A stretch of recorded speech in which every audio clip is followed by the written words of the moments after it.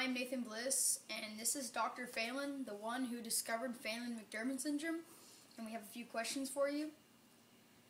How did you discover Phelan-McDermid syndrome?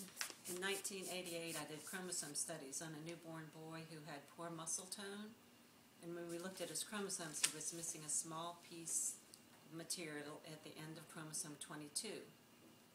And after we reported that in the literature, more families contacted me who had a child that had this same defect of chromosome 22, and we were able to characterize the features of the children who had the same deletion.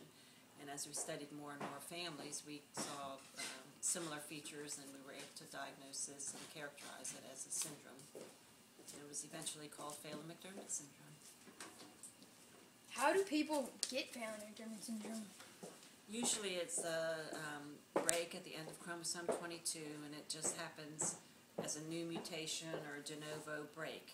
It's not anything the parents did, it just happens in the egg or the sperm that a piece of the chromosome is broken.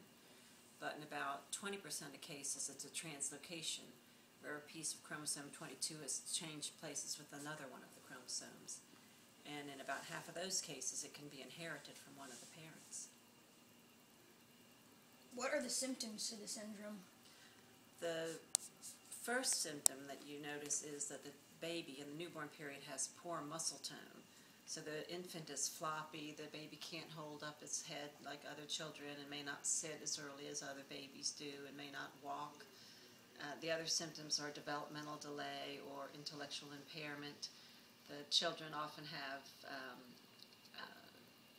characteristic facial features. They may have a long head shape, often have very thick, beautiful eyelashes. They can have puffiness around the eyes, around the cheeks, big ears, fleshy hands. Often their toenails are underdeveloped. What about about a lot of subtle features that it's hard to look at one given child and diagnose the condition unless you're familiar with it. what about emotional stability? Is it normal in kids with the syndrome? That's a hard one. Well, the children have behavioral problems. I don't know if that's what you're asking about. Yes. No. And then, can it be fatal, or is it? Well, by most, what we know so far, there are not any life-threatening defects that we know of, internal defects that the children have, or the adults have, that are life-threatening. So there's not a characteristic heart defect or brain defect or whatever that would shorten the life of individuals with the syndrome. And back to the emotional stability, some of the children are reported to have aggressive behavior. They can have autistic-like behavior or hyperactivity. They can have attachment sort of disorders. So there's a lot of variability in the behavior of the individuals. Can it be treated currently?